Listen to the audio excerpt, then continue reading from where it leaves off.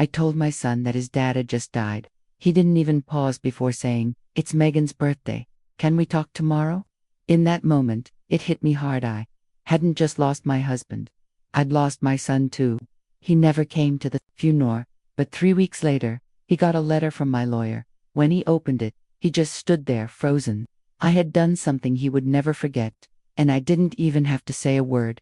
Gerald died right there at the kitchen table, halfway through telling one of his silly jokes about how I'd bought the wrong kind of coffee creamer again. He was laughing, tapping his spoon on his mug, and said, "If I drop dead from this powdered nonsense, you'll finally feel some real guilt." He chuckled, and then his hand twitched. The spoon slipped from his fingers. His eyes went wide, like he was suddenly trying to remember how to breathe.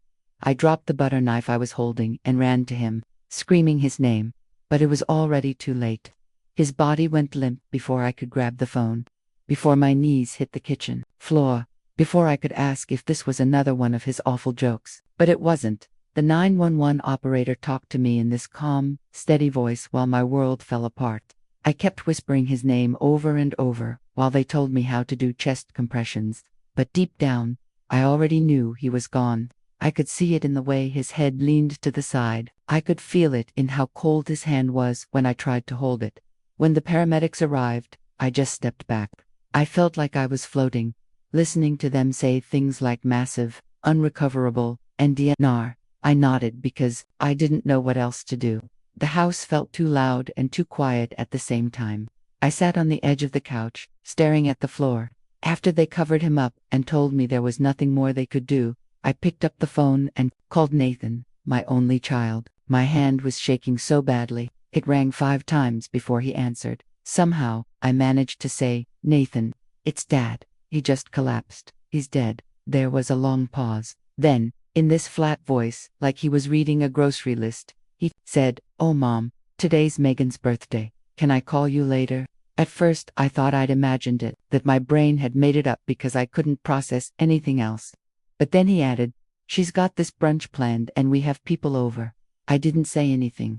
No crying, no yelling, just silence. My hand lowered the phone, like it knew what to do before my head did.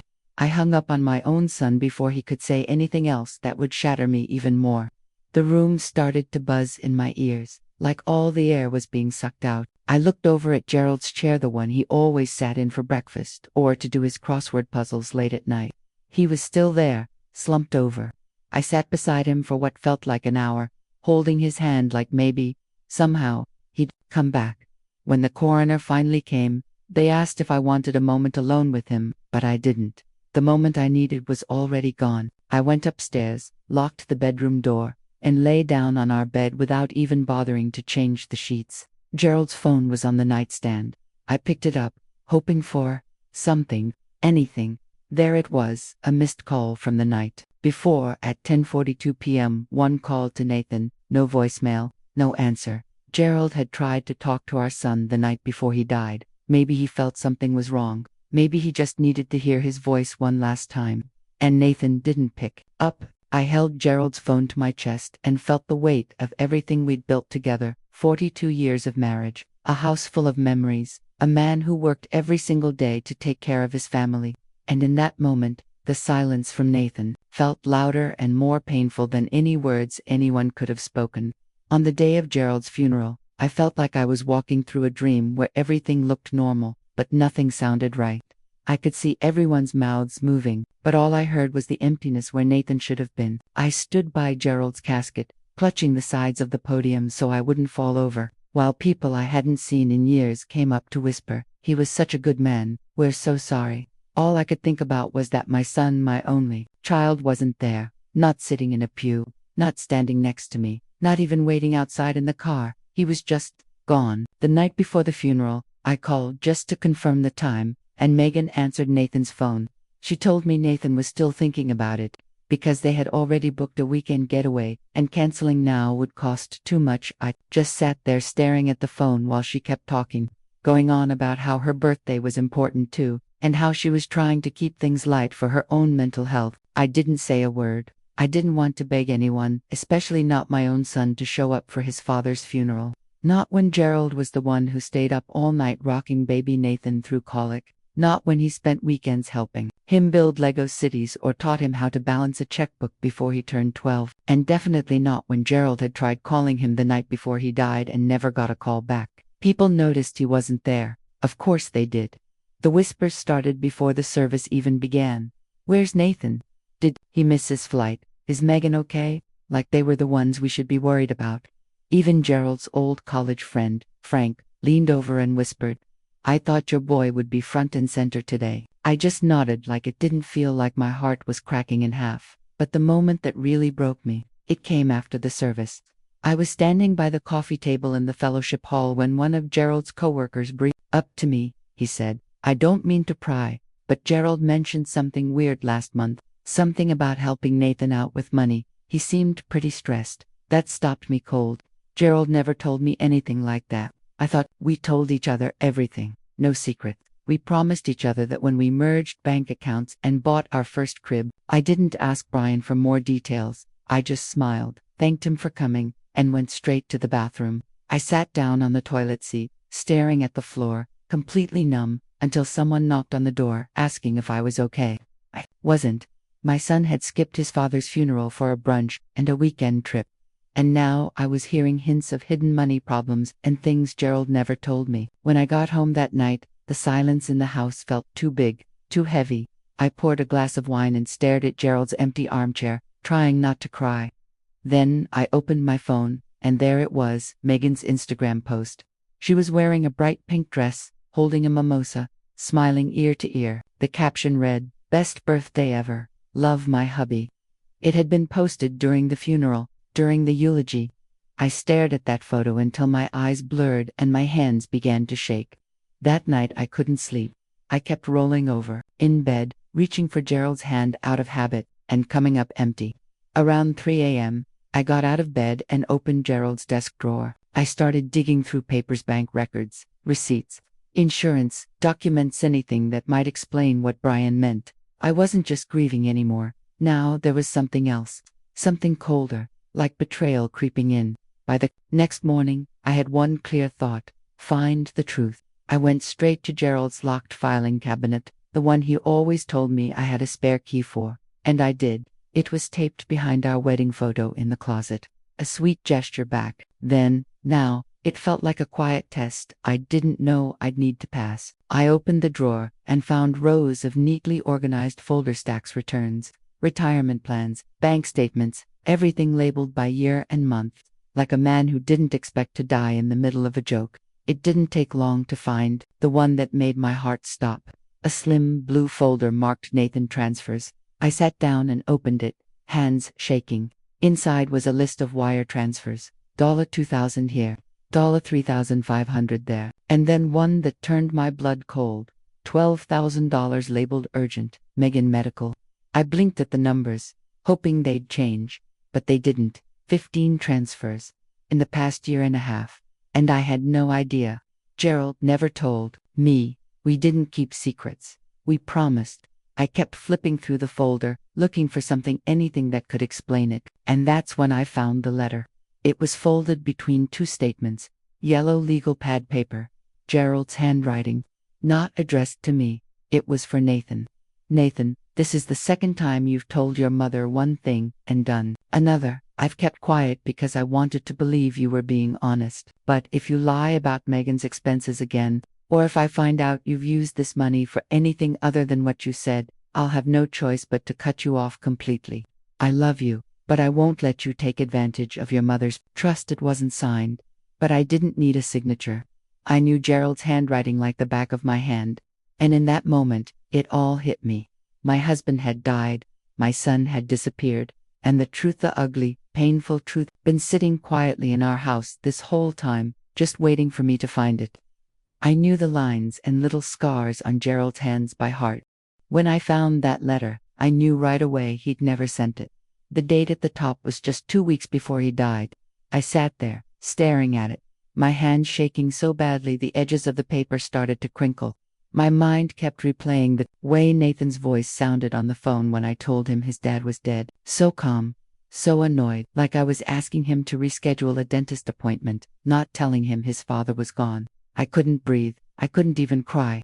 I just sat there, stuck in this awful truth. The man I loved spent the last months of his life quietly fighting our son's lies and trying to protect me from it all. And Nathan, the same son who couldn't be bothered to come to the funeral, had been taking thousands of dollars while pretending everything was fine. I put the folder back in the drawer, locked it, and tucked the key behind the wedding photo. Not because I wanted to honor Gerald's privacy, but because I needed time to think, time to understand what all this really meant. What kind of man my son had turned into, and whether I had the strength to finish what Gerald hadn't. I sat down at the kitchen table, the same place where Gerald had died just 5 days earlier. I looked over at his coffee mug, still sitting unwashed in the sink. I didn't know exactly what I was going to do yet, but I knew one thing. I was done pretending everything was okay. Nathan showed up out of the blue on a Wednesday, 5 days after the funeral, like showing his face late, somehow made up for not being there. Like grief had a time limit, and he was just squeaking in before the deadline. When I opened the door and saw him standing there, hands stuffed in his jacket pockets, wearing that awkward, uncomfortable look, I didn't feel relief. I felt like he was calculating something, like he was here because he felt he had to be, or maybe to protect himself, not because he cared. Out in the driveway, Megan was sitting in the car with the engine running, ready to speed away if things got tense. That alone told me everything I needed to know before he even opened his mouth. "Mom," he said, and I stepped aside without a word. I led him into the living room, where Gerald's chair still sat exactly as he'd left it, a silent reminder of everything Nathan ignored. I offered him coffee without thinking, just out of habit. He shook his head and sat on the edge of the couch like he couldn't wait for this to be over. When he finally spoke, his voice was too polite, too forced. "Megan thinks I should have come sooner," he said, "and she's probably right." I almost laughed. Of course it was Megan's idea.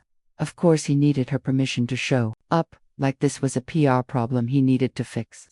I nodded slowly and sat across from him. My phone was already recording from the pocket of my cardigan because I didn't trust myself to remember every excuse, every lie, and I didn't trust him not to twist my words later. Not after what I'd found in Gerald's files. "Did you know your father tried to call you the night before he died?" I asked, watching his face. He flinched, just a little, and his jaw tightened before he shrugged. I had my phone on silent," he said. "We were out to dinner. Megan planned this surprise thing." He stopped, realizing how selfish it sounded, but I didn't say anything. I let the quiet hang in the air until he started fidgeting and tripping over more excuses. I meant to call him back. I did, but I didn't know it was serious. "You didn't tell me he was sick." I kept my face blank, even though it hurt how quickly he tried to pin it on me, like it was somehow my fault he didn't show up. Like Gerald's death was a scheduling mix-up we were all supposed to share blame for. "He wasn't sick, Nathan," I said evenly. "He had a heart attack at the breakfast table, 5 minutes after joking about the coffee creamer." Nathan looked away and rubbed his forehead, like this conversation was some big burden he'd have to carry, like I was making things worse by refusing to smooth it over. Then I leaned forward and told him the truth, straight out. "I found the transfers." His body went stiff, like I'd set off a fire alarm. "What transfers?" he blurted. "Too fast, too loud." I didn't soften it. I didn't ease him in. "The money Dad sent you, the payments for Megan's medical bills, for your rent, for your vacations. Don't lie to me, Nathan. Not now." He actually looked offended, like he was the one who'd been wronged. "Those were loans, Mom. We were going through a rough patch," Dad offered. That's when I handed him the folded yellow letter, the one Gerald wrote but never sent. The one that showed exactly how fed up he'd been. Nathan read it in silence. Then he folded it back up, like it wasn't proof of everything he'd done, and said quietly, "He didn't mean that." And in that moment, I realized just how far gone he really was. I wasn't talking to my son anymore. Not the little boy who used to fall asleep on Gerald's chest while they watched football on Sundays. Not the teenager who helped his dad build that shed out back. No. The person sitting in front of me was a grown man who had learned how to justify every selfish thing he'd done, and in that moment I felt nothing but a cold, sharp clarity. This wasn't a mistake. He hadn't just slipped up once or twice. He had made choice after choice to put himself first, no matter how much it hurt the rest of us. And now he was only here because Megan told him to come and try to save face. I stood up, walked to the front door, and said, "I'll let you know if I need anything from you." He looked like he wanted to say something. but Megan honked the car horn out in the driveway, and that was all it took. He just nodded and walked out, no hug, no asking how I was holding up. I watched him climb into the car. I saw Megan glance back at the house with this little smirk she probably didn't even realize she was making, like she thought she'd won something. And all I could think was, you have no idea what's coming. The next morning, I woke up with a strange calmness. Not the peaceful kind. The kind that comes when you've made up your mind. The kind that feels like steel in your chest. I didn't even bother making coffee before I picked up the phone and called Alan Klein, the lawyer who'd handled Gerald's business for decades. Alan was the type who remembered everyone's birthday and sent a card every year. When I told him I needed to update my will right away, he didn't ask any questions. He just said, "Come in tomorrow." I spent the rest of the day gathering everything, the bank statements, the folder full of Nathan's secret transfers, Gerald's unsent letter, and the recording of Nathan's sorry excuses from the day before. I added one last thing, a letter I wrote by hand to Ava, my granddaughter, for her to open on her 18th birthday. Because no matter what happened with her parents, that little girl deserved the truth. Not Megan's twisted version. Not Nathan's silence pretending to be dignity. When I walked into Alan's office, he took one look at my face and said, "I'm guessing this isn't just about estate planning." I nodded, set the pile of documents in front of him, and said, "I want everything in a trust, every account, every asset, the house, Gerald's stocks, but not for Nathan, not for Megan, not a cent." Alan didn't blink. He just pulled out a yellow notepad and started writing. We set it up so Ava would inherit everything, but not until she turned 25. She'd be able to use some of it early for college or a place to live, but nothing beyond that. No fancy cars, no guilt presents, and I asked Alan to include one last rule. If Nathan or Megan ever tried to contest the will or mess with Ava's inheritance, she would get full control of everything right away and they'd lose all rights, including visiting her while the trust was active. I knew it sounded harsh, but when your own child picks brunch over a funeral and your daughter-in-law treats your grief like a problem to manage, you stop worrying about hurting feelings. You start protecting what matters most. Alan read through every page twice. He added a place for the letter to Ava, sealed in an envelope with her name on it. He also included a transcript of my talk with Nathan, the proof of the lies, the money he took, the way he abandoned us. When he looked up, he said, "This is solid, Cora. No loopholes, no weak spots, but you know this is going to hit him hard." I took a deep breath and said, "That's the point, Alan. It's supposed to." We signed everything. The papers were notarized and filed within the hour. And when I walked out of that office, I didn't feel like I'd won some fight. I felt like I'd finally reclaimed something that had been slipping away for years. A boundary. A line in the sand Gerald never quite managed to draw. It wasn't about revenge. It was about facing reality. If my son wanted to treat us like an endless ATM, he was about to find out just how long that machine had been watching, keeping track, and waiting for the day to finally cut the cord.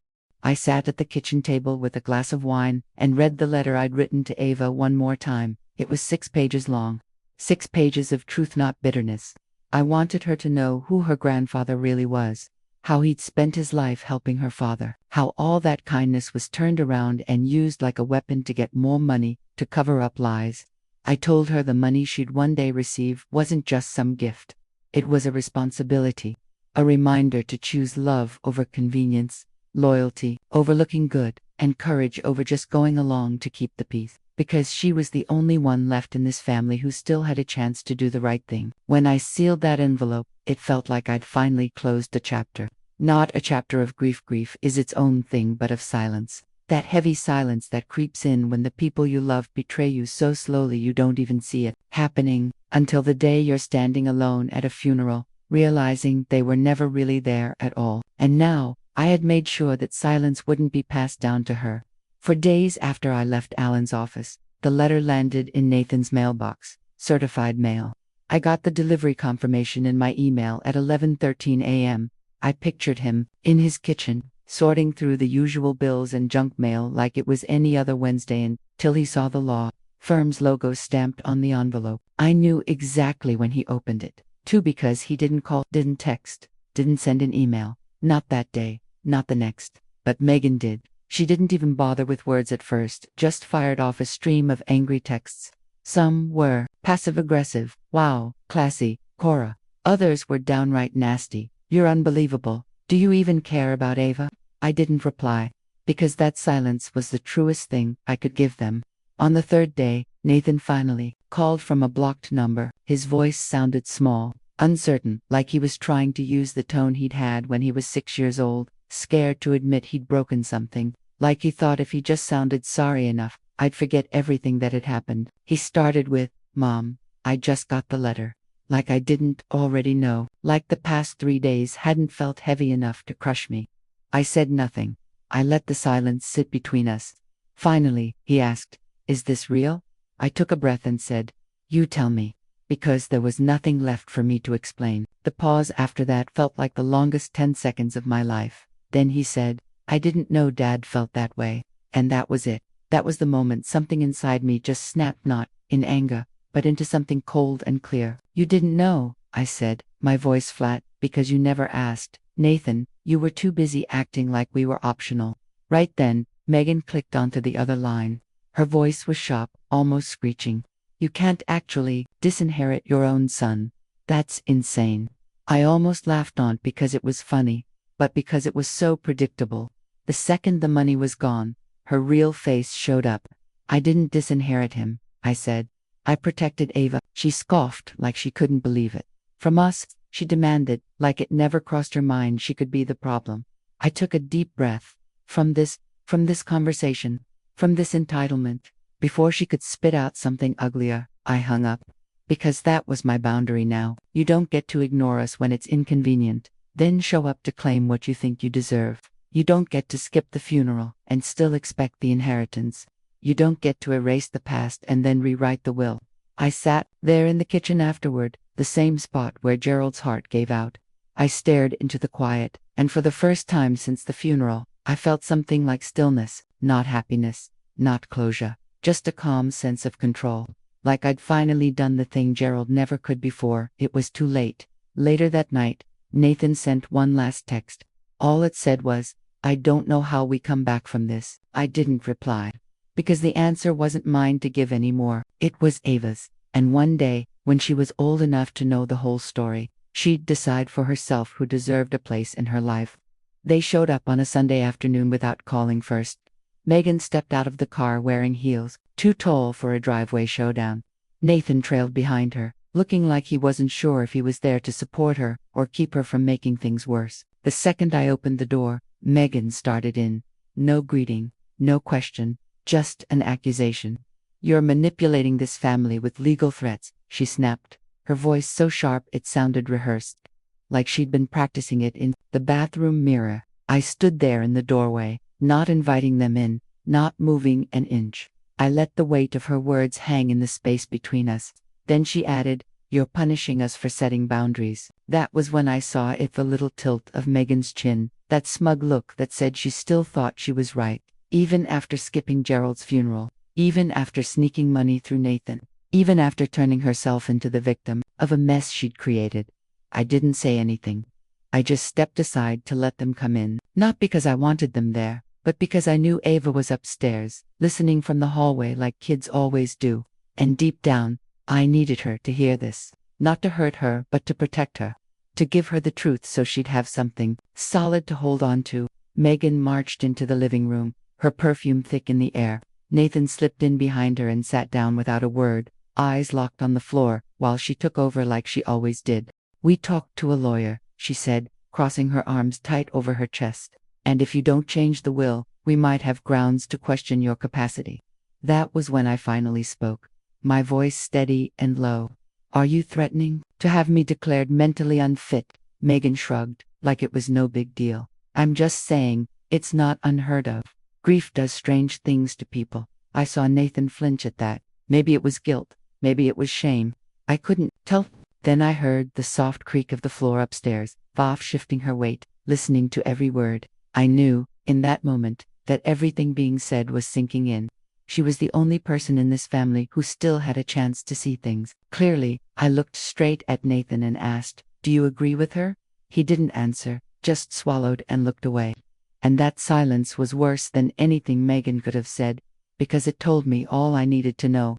He wasn't going to stop her. He wasn't going to stand up for me. He wasn't going to defend his father's memory, not if it meant starting a fight at home. Megan took that silence like it was fuel and stepped closer. "You're tearing this family apart over money," she snapped. I let out a short, dry laugh, not because it was funny, but because it was so ridiculous it almost felt tragic. "I'm tearing it apart," I said. "Gerald died alone. His own son didn't show up. And you're worried about the inheritance." That was when Ava came halfway down the stairs. She didn't say a word, just looked at her father, then at me, her eyes wide but calm. Then she turned and walked slowly back upstairs. The silence that followed felt like a storm about to break. Megan noticed it too. I saw her confidence slip for the first time. "She doesn't understand," Megan said, her voice a little less sure. "She understands more than you think," I replied. Then I stepped over to the front door, pulled it wide open, and said, "We're done here."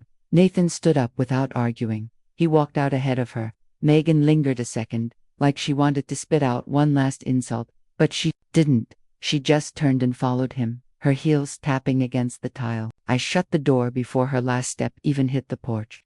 3 weeks later, I found it. A small black flash drive inside an envelope in my mailbox. No note, no return address. Just my name in Ava's careful 12-year-old handwriting. My heart sank because I knew right away this wasn't something innocent. It wasn't a drawing or a birthday message. This was serious. I plugged it into my laptop with shaking hands. The folders opened up one by one, like little windows into a world I hadn't been allowed to see. Each folder was named with a date. Each one held something that made my stomach twist. A recording of a phone call, screenshots of text messages, even videos Ava had taken from behind her bedroom door. The camera shook, but you could hear every word clear as day. In one recording, Megan was yelling, "She's manipulating everyone with that will. And if Ava sides with her, I swear to God, Nathan, will pull her out of that school and homeschool her until she gets her head on straight."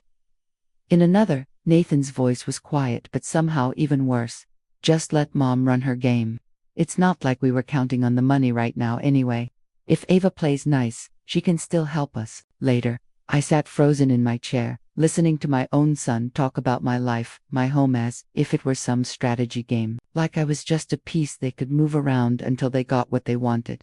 But the worst part came in a video called Kitchen Night. Megan stood by the sink, whispering into her phone. "If we push just a little harder," she cracked, "we'll say she's confused, maybe get the lawyer to question her state of mind. And then boom, the trust gets flagged." I heard Ava's tiny gasp just before the video cut off. I don't know what broke me more, Megan's cold-hearted scheming, or the fact that my granddaughter had been secretly protecting me while I thought I was protecting her. At the very bottom of all those files was one simple text document. Just a few lines, but they hit harder than anything else. "Grandma, I didn't know who else to tell. I hear things when they think I'm asleep. I know they're lying. I believe you. I'm saving this in case you ever need help." I stared at Ava's words for a long time, longer than I had looked at anything since Gerald's letter. And that's when it hit me. This whole time, I thought the legacy I was leaving behind was about money, about legal trusts, maybe even about revenge. But it wasn't. It was about her, about Ava, a little girl, alone in a house where honesty was treated like poison, recording phone calls and saving proof because she was trying to protect the only adult who hadn't let her down yet. I backed up the flash drive. Twice. One copy went to Alan, our lawyer, and the other into my safe. Then I sat down and wrote Ava a new letter. I sealed it and wrote clearly on the front, "To be opened only if something happens to me before you turn 18, because I wanted her to know not just that I believed her but that I trusted her, and if she ever needed to stand up in front of a judge or a teacher or anyone who questioned her story, she'd have the proof." She saw everything, and she never looked away. That night, I didn't cry. I didn't yell. I just sat in Gerald's old chair, holding that tiny flash drive in my hand. It felt like a granite and a gift all at once. I made a promise right then. I would protect more than Ava's inheritance. I would protect her voice, because in our family, she was the first one brave enough to actually use it. A few weeks later, we met for mediation. It was held in one of those neutral, beige office rooms, everything soft colors and bottled water, designed to feel calm while everyone inside prepared to go to war. Megan walked in looking like she was auditioning for a courtroom TV drama. Nathan looked tired, like the weight of everything was finally starting to wear on him. I didn't smile, didn't say hello. I just sat with Alan beside me and placed the folder in front of us. It had everything: the bank transfers, Gerald's unsent letter, the audio from Nathan's last visit on Ava's flash drive, a quiet, little pile of truth. The mediator, a calm woman in her 50s, introduced herself with a polite smile and asked why we were there. Megan jumped right in, acting like the victim. She said I was emotional, that I was grieving too hard, that maybe I wasn't thinking clearly anymore. It was a performance and Nathan just sat there, head down, not saying a word. When it was my turn, I didn't raise my voice, I didn't shake, I just slid the folder across the table and said, "This is why." The mediator flipped through everything slowly, page after page. She stopped when she saw the flash drive, labeled simply, "Evidence." The room changed. I felt it in the air. The weight of the truth had landed. Then she looked right at Megan and asked, "Were you aware that your daughter recorded statements about trying to manipulate the legal trust?" Megan's face went pale. "She's 12. She doesn't understand context," she snapped, but it was too late. The recordings existed. The lie had cracked. Then the mediator turned to Nathan and gently asked if he had anything to say. He didn't speak, just rubbed his hands together nervously, like he was trying to erase his own guilt. I looked right at him and said, "She tried to warn you." That's when Megan lost it. She slammed her hand on the table, yelling, "This is all because you couldn't handle your husband dying. You're punishing us because you're lonely." The mediator calmly asked her to step outside. She stormed out in a cloud of anger, leaving Nathan behind. And then, for the first time since Gerald's funeral, Nathan finally looked at me and spoke. His voice was low, tired. "I didn't know it had gotten that bad," he said. And I told him, "You didn't want to know." He nodded slowly. "I just wanted peace." I shook my head. "You don't get peace from pretending. You get it from standing up when it matters." The mediator came back in and gave her final decision. The trust was solid, justified, and legally sound. Ava's recordings confirmed that pressure and manipulation were happening in the home. The trust would stand as it was. Megan didn't come back to hear it. Nathan left without a word, no handshake, no goodbye. I stayed in that quiet room a moment longer, gathering my things. And the feeling that washed over me wasn't relief or victory. It was something sadder, but stronger. Like I'd finally ended a fight, not because I won but because the truth had made it impossible for them to keep pretending. Then Ava turned 18 last Friday. There weren't balloons or a party. Just a soft knock on my front door around noon. She stood there, taller now, more grown up, but with the same steady eyes. She stepped inside, holding the letter I had written her all those years ago, still sealed, untouched. "I wanted to read it with you," she said. I didn't speak, just nodded. And I watched her slowly open the envelope, like she was afraid the paper might fall apart in her hands. Then she unfolded the 6 pages and began to read. And in that moment, I knew the story didn't end in betrayal. It ended in truth, and Ava was the one strong enough to carry it forward. I had poured my heart into that letter, back when everything in my life felt like it was falling apart. And Ava sat there reading it for several long minutes, her face changing from concentration to tears. She only paused once to look up at me and ask, "Is all of this still true?" I said, "Every word." Then she hugged me tighter than she ever had in her life. She whispered, "Thank you for telling me the truth when no one else would." And in that hug, I felt all the pain and all the purpose of everything we'd been through. Later, we sat together in Gerald's old chair. She pulled out her phone and showed me a short video. It was her standing in front of a judge, speaking so clear and steady, saying, "I'd like to change my middle name to Coraline after my grandmother." I couldn't stop crying then. I felt my chest crack open at the sound of her choosing who she wanted to be, picking the part of this family that never hurt her, never lied, never used her as a pawn. That afternoon, we went to her graduation ceremony. When she walked across the stage and they called out her full new name, Ava Coraline Whitfield, she looked straight at me and smiled. And in that moment, I didn't just see pride in her face. I saw something clearer and stronger, the same look Gerald used to have when he made hard choices no one else understood until much later. Nathan was there, too, sitting alone in the back row. His eyes were red and his suit was wrinkled.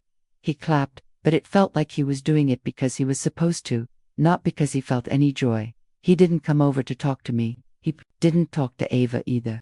Not because anyone stopped him, but because I think he finally realized what it meant to be cut off in ways that went deeper than money. After the ceremony, Ava ran straight to me.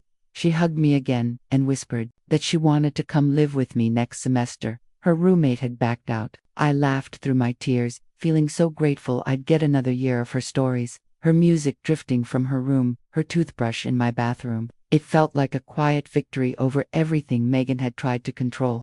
We didn't mention Megan that day, not once. She had already faded into the background, like a side story no one cared about anymore. Her silence told me more than any apology ever could. That night, when I tucked Ava into bed in her old childhood room, I left the door cracked open, just like I used to when she was little. She looked up at me and said softly, "You gave me a life I didn't even know I needed."